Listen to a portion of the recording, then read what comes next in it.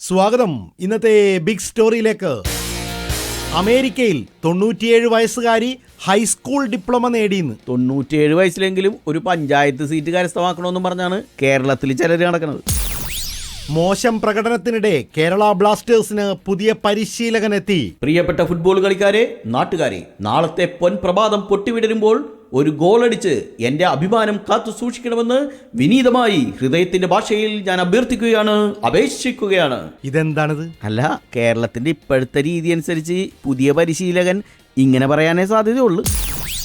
കേരളപ്പിറവിയോടനുബന്ധിച്ച് കേരളത്തിൽ വിവിധ ആഘോഷങ്ങൾ സംഘടിപ്പിച്ചു. അതങ്ങനെയല്ല പറയേണ്ടത്. Keralam celebrated the birthday of Kerala with various entertainments and funds. ഇതെന്തിനാണ് ഇങ്ങനെ പറയണത്? ഇങ്ങനെ പറഞ്ഞാലേ മലയാളികൾക്ക് ഇപ്പൊ മനസ്സിലാവുള്ളൂ.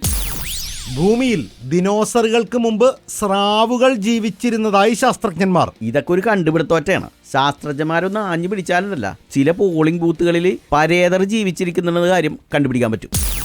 ഇത് ബിഗ് സ്റ്റോറിയുമായി ബിഗ് ബി മുരുകനുമോൻ റേഡിയോ മാംഗോ. നാട്ടിലേക്കും പടായി.